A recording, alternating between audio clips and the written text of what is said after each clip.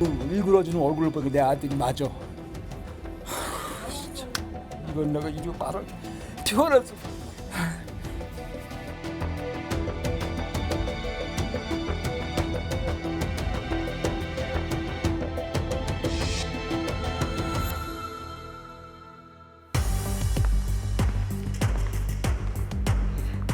지난 9월 26일 월요일 대전 현대아울렛 지하주차장에서 화재 사고가 발생했습니다.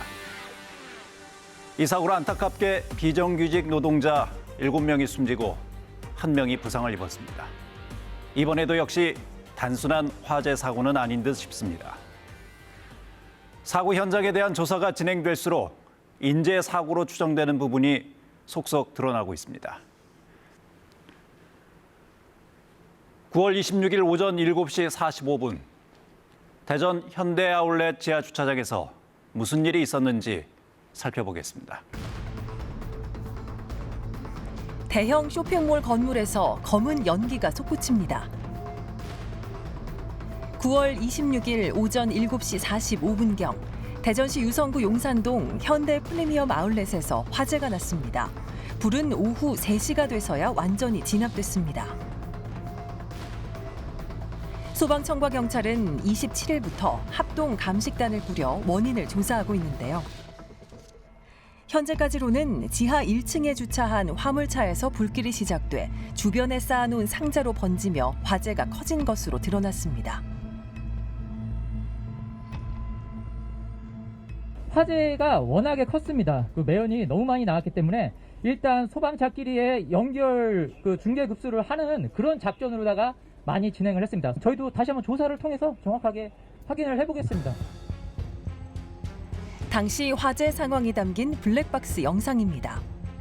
입구 반대쪽에서 시뻘건 불길이 치솟고 검은 연기가 삽시간에 주차장을 뒤덮습니다. 지하 주차장에서 화재가 발생이 되면 이제 검은 연기가 많이 발생합니다. 이 검은 연기에 의해서 이제 사람의 시야를 가리게 되는데 대피할 때 굉장히 지장을 주고요. 유독가스가 굉장히 많이 나오거든요. 유독가스에 의해서 화재로 인해서 사망자가 많이 발생한 걸로 볼 수 있습니다. 이 사고로 7명이 사망하고 1명이 부상을 입었는데요. 사망자들은 하역장과 화물용 엘리베이터, 여자 탈의실, 휴게실에서 각각 발견됐습니다. 유가족들은 이토록 인명사고가 커진 것에 의혹을 제기하고 있습니다. 최소한 스프링클러 작동이 돼야 되는 거 아니에요. 근데 이제 저기 동생이 들어가 보니까 물이 거의 없더래. 버저버저. 그러면 스프링클러가 그러면 이렇게 터질 때 이렇게 하는 게 아니라 다 터져버리는 물이 정건해야 돼요. 그만큼 소방시설이 거기에 맞게끔 비례적으로 뭔가 돼 있어야 되지 않냐. 그렇잖아요. 모든 시설이 그렇잖아요. 거기에 맞게끔 발생했을 경우 어떻게 돼. 그런 저기가 돼 있어야 되는 거 아니에요. 화재 현장에서 스프링클러가 제대로 작동하지 않았다는 주장. 전자식 로그 기록과의 로그 기록을 대조해서 그 정상 작동 유무를 밝히겠습니다. 또한 지하주차장은 평소에도 물품 상자와 폐지가 쌓여 있었는데요.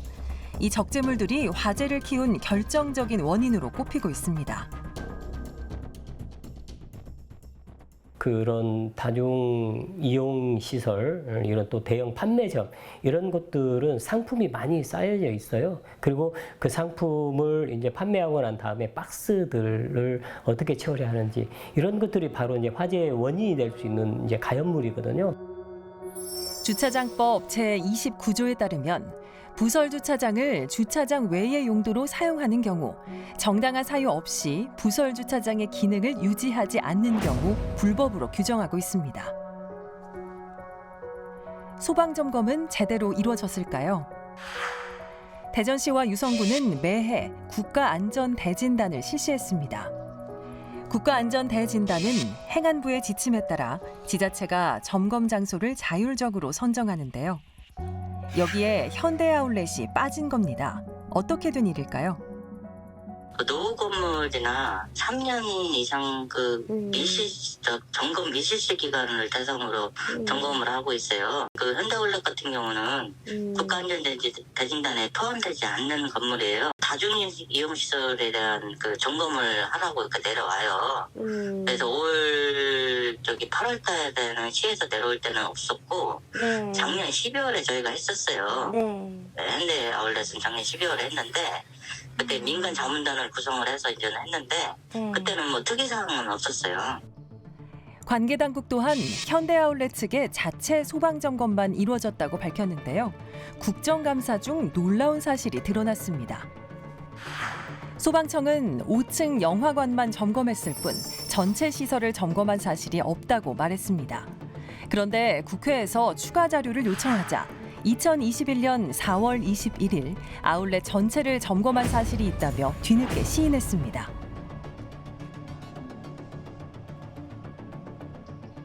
결국 수차례 점검해도 지하주차장 물품 적재 사실과 스프링클러의 작동 여부도 몰랐던 겁니다.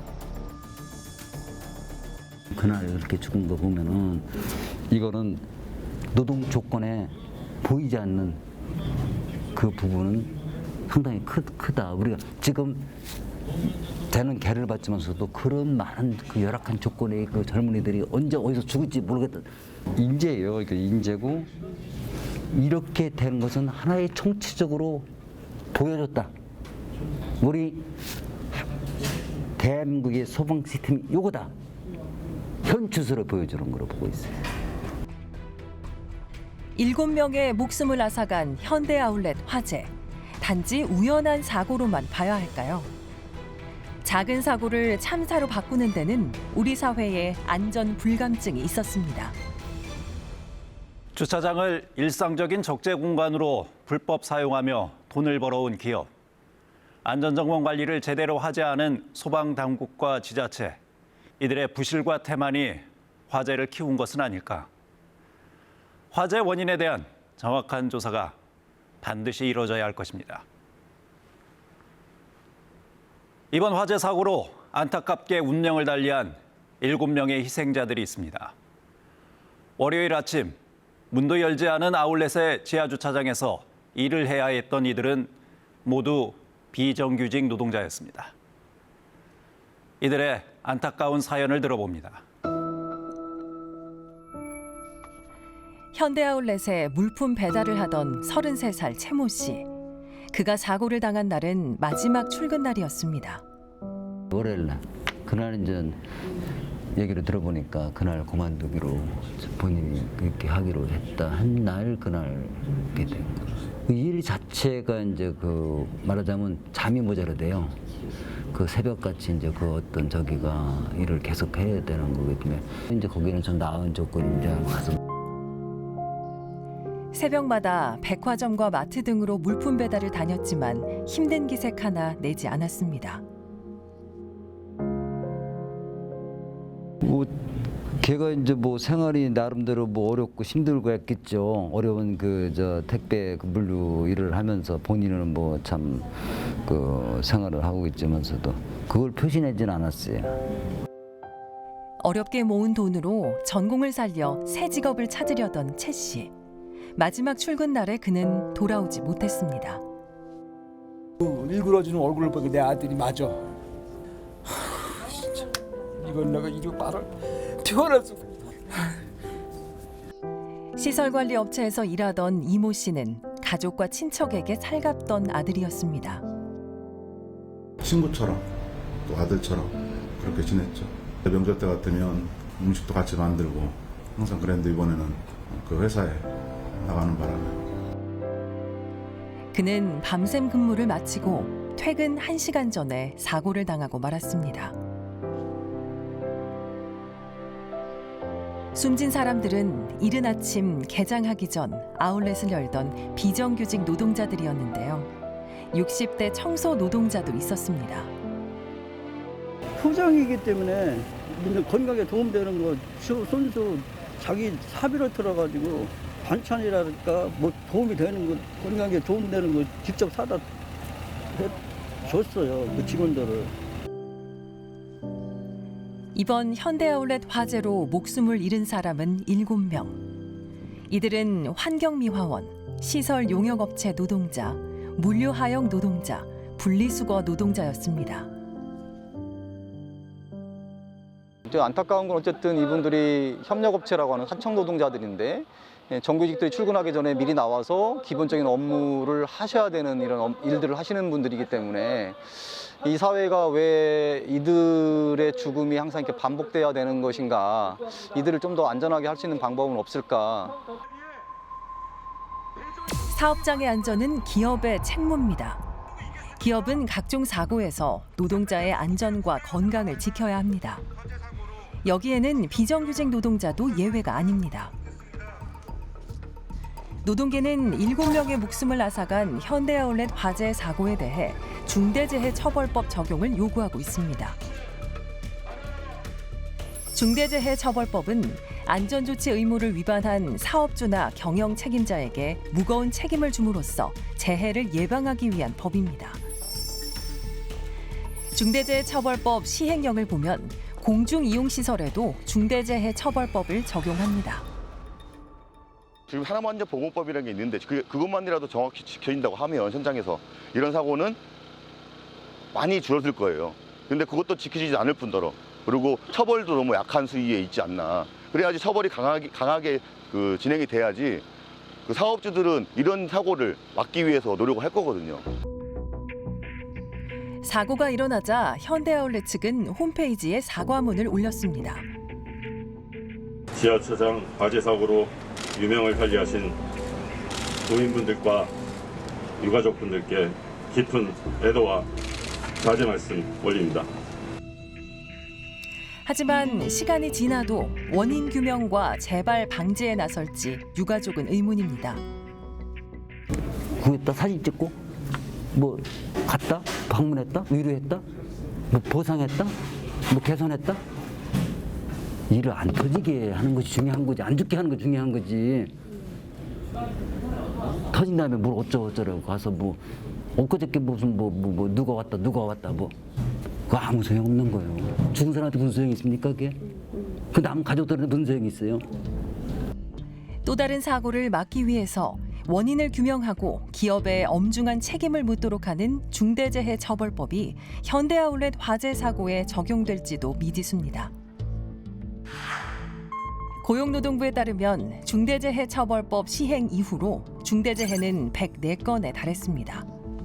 또 2건 이상의 사망사고가 발생한 기업은 총 10곳이었는데요.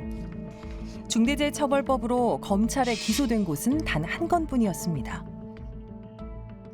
법이 제정이 되었음에도 불구하고 처벌을 하지 않기 때문에 이러한 노동자들이 있는 현장에 대해서 경영자들이 무시를 하는 거예요. 왜 노동자만 죽냐? 아니면 어쨌든 노동자들은 살기 위해서 어쨌든 가족들하고 행복한 내일을 꿈꾸기 위해서 일터를 갔는데 어느 날 갑자기 집으로 돌아오지 못한다는 거예요. 이것이 매일 5명, 6명씩 이루어지고 있거든요. 그렇다면은 현재 대한민국 사회에서 가장 현재 해결할 부분이 국민들이 죽어가는 것을 막아야 되잖아요. 사고가 벌어진 다음 날 대통령은 유가족을 위로하고 재발 방지책 마련을 약속했습니다. 고용노동부 장관도 사고 현장을 찾고 중대재해처벌법을 검토하라고 지시했습니다. 우리 노동부 장관, 행정안전부 장관, 심지어 대통령까지 내려와서 그런 약속을 했지만 저희들이 의구심을 가지고 바라볼 수밖에 없는 이유가 안전보건 관련 법령 적용을 제한하고 축소하면서 이 중대재해처벌법이 적용되는 그 노동자들의 대상을 근본적으로 줄이려고 하는 이런 의도를. 지난 9월 정부는 중대재해처벌법 시행령 개정 방안을 발표할 예정이었습니다. 제작진이 입수한 개정 검토안을 보면 경영 책임자가 안전 책임자를 선정할 경우 중대재해처벌법을 이행한 것으로 간주한다고 되어 있습니다. 또한 중대재해처벌법이 적용되는 안전보건관계 법령을 10가지로 제한하는데요. 여기에 소방법은 빠져 있습니다. 사고가 안 나면 자본의 입장에서는 돈을 버는 거잖아요.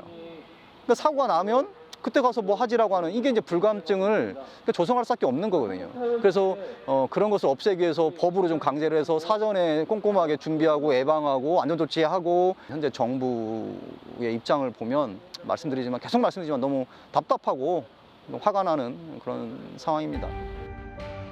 우리나라는 언제쯤 OECD 산업재해 1위라는 오명을 벗을 수 있을까요? 지난 9월 26일 오전 7시 45분 불타는 현대아울렛 지하 주차장. 그곳에는 비정규직 노동자들이 있었습니다.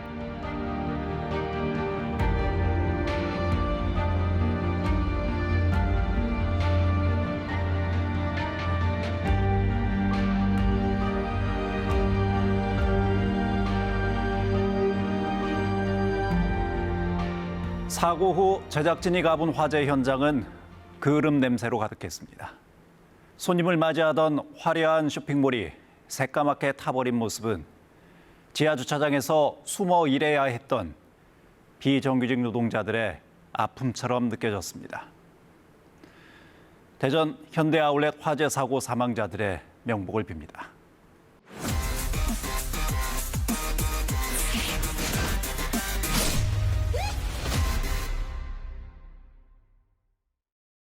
지난 8월 제56회 대통령배 전국 고교야구대회에서 28년 만에 전국대회 우승이었습니다. 지역의 열악한 야구 인프라로 연습 경기를 위해서 다른 지역을 전전할 수밖에 없었던 지도자와 선수들의 열정과 노력으로 일궈낸 값진 우승이었습니다. 오늘 현지인은 어려운 환경에서도 꿈을 위해 치고 달리는 대전고 야구부 감독과 선수들을 만나봅니다. 재영이 각 잡아.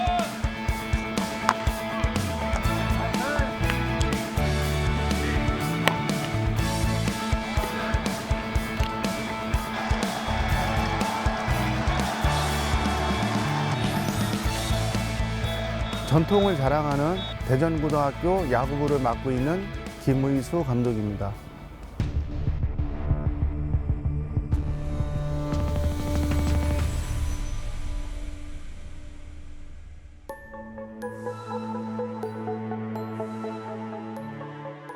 화이팅! 화이팅! 92년 10월에 첫 감독을 시작을 했어요. 24살에 감독을 시작해서 올해가 횟수로는 30년째고요. 대전고 감독 맡은 지는 올해가 이제 만 8년을 꼭 채우는 그 날짜가 됩니다. 선수와 코칭 스태프 또 선수와 선수 간 또 선후배 관계에 어떠한 자유스러움 안에서 뭐랄까 근성을 낼 수 있고 또 색깔을 바꿀 수 있는 어떠한 그러한 그 환경이 된다라면 또 훈련이 된다라면 또 어떠한 시합을 가서 어떠한 시합장에서 뛰든 간에 선수들이 거기에 맞춰서 다 시합을 대처할 수 있고 본인들이 어떠한 전투력을 더 낼 수 있지 않겠냐. 제가 87년도에 선수 시절 때 또 제가 선수로 뛰면서 전국대회 우승을 첫 우승을 했습니다. 그때 그런데 28년 만에 또 모교 감독을 하면서 우승을 한 것에 대해서는 굉장한 개인적으로 좀 영광이 아닌가.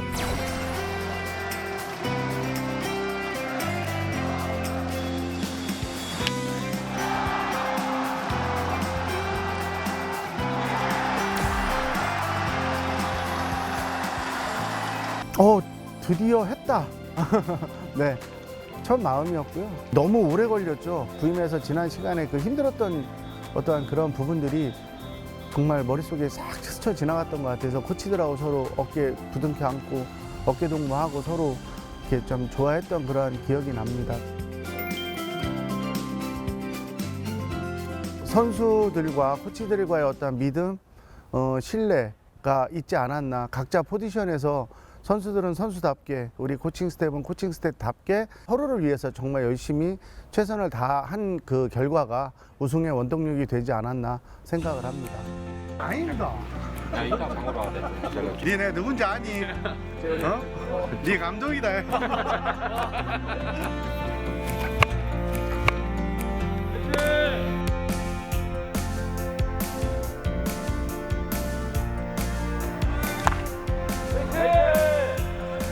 이제 와서 보니 학생답게가 먼저 안 돼 있었고 선수답게가 좀 안 돼 있더라고요. 그래서 그거부터 내 그 후배들이자 이제 제자가 될 텐데 이 선수들을 조금 틀 안으로 좀 이렇게 좀 땡기고 싶다라는 욕심에 제가 조금 좀 화도 많이 내고 소리도 많이 지르고 했던 것 같아요. 그러면서 쓰러지면서 뇌경색을 맞고 또 중환자실에서 좀 있었던 그런 기억을 합니다. 운동이라는 걸 하면서 정말 답게 해야 된다는 것을 너무 많이 느꼈어요. 선수는 선수다워야 되고 또 선수지만 학생다워야 되고 또 저 같은 경우는 감독답게 제가 해야 되겠고 우리 코치들은 코치답게 해야 된다는 어떤 그러한 생각을 많이 가졌었거든요. 그래서 그 자리에서 답게 행동을 하고 살 때 정말 좋은 강한 팀이 되고 좋은 선수들이 되고 나중에 너희들이 그걸 충실히 이행을 할 때 운동을 두더라도 너희들이 인생의 어떤 성공을 하지 않겠냐. 자, 우리는 야구 선수잖아. 선수답게.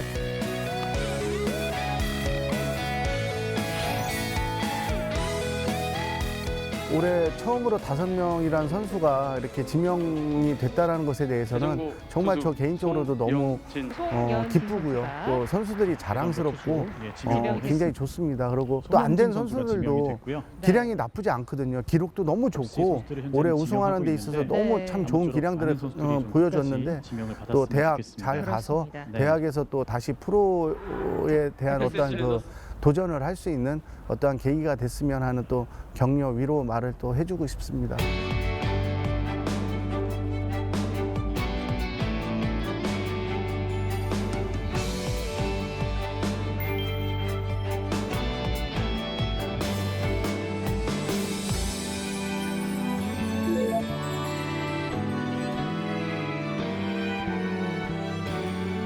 저희 고등학교나 저희 아마추어 선수들이 정식 규격 야구장이 별로 없어서 대전에는 없어서 저희가 이제 타지로 이동해서 연습 경기를 하거나 이렇게 게임을 하는데 대전에 야구장이 한 개라도 있으면 저희가 거기서 대회도 할 수 있고 연습도 할 수 있기 때문에 그런 게 좀 단점인 것 같습니다. 인프라가 많이 부족한 상황이죠. 열악한 상황이고 초등학교, 중학교, 고등학교 아마추어가 예선전 하다못해 소년체전, 뭐 전국체전, 예선전을 저희가 자의적으로 이렇게 할 수 있는 구장이 없습니다.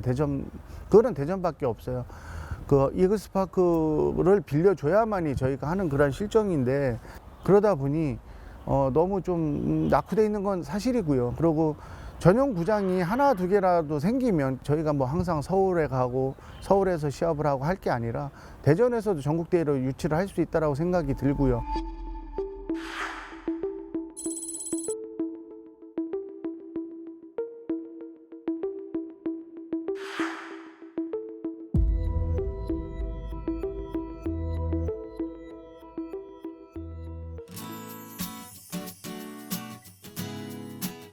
감독님 내년에는 어때요? 선수들?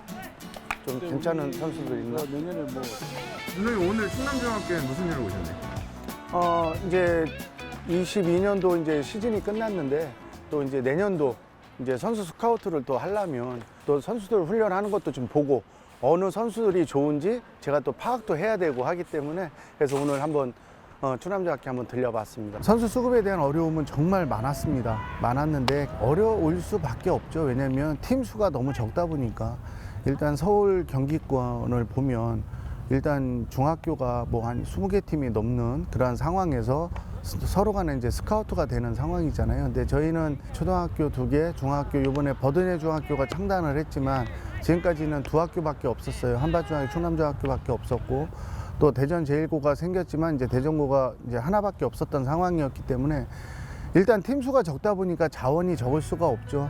앞으로 조금 더 늘어나지 않겠나 그런 생각을 해봅니다.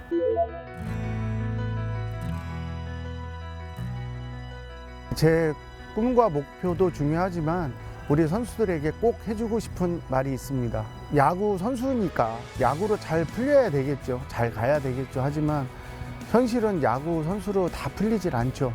그렇기 때문에 우리 선수들한테 제가 정말 좀 선배로서, 학교 선배로서, 제자로서 제가 좀 부탁을 하고 싶다면 항상 현실의 과정을 중요시 여기고 과정을 충실히 채우다 보면 야구든 또 다른 삶이든 다 버텨내지 않겠냐. 그러니 선, 야구, 후 인생의 삶에서 꼭 모든 곳에서 다 성공하는, 그래서 삶의 자리에서도 우승하고 야구 자리에서도 우승하는 그러한 삶이 됐으면 하는 내 제자, 내 후배들이 됐으면 좋겠다.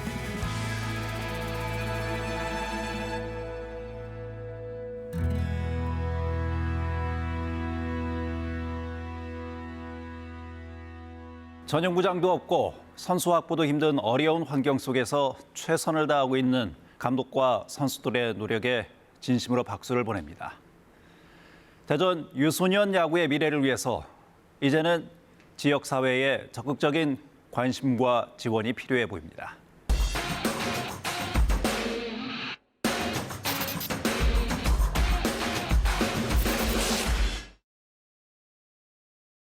대형 참사 사건이 발생할 때마다 정치인들은 앞다퉈 현장을 방문해서 비장한 모습으로 재발 방지와 책임자 처벌을 약속합니다. 대중들도 비극적 사고에 대한 연민으로 안타까운 마음을 표현을 하죠. 하지만 공허한 정치인들의 약속과 대중들의 짧은 연민이 끝나면 우리 사회는 언제 그랬냐는 듯 한 해 1,000명이 넘는 노동자가 일터에서 목숨을 잃는 비극적 현실을 또 마주합니다. 산재사고 피해자 유가족 모임의 이름은 다시는이라고 합니다.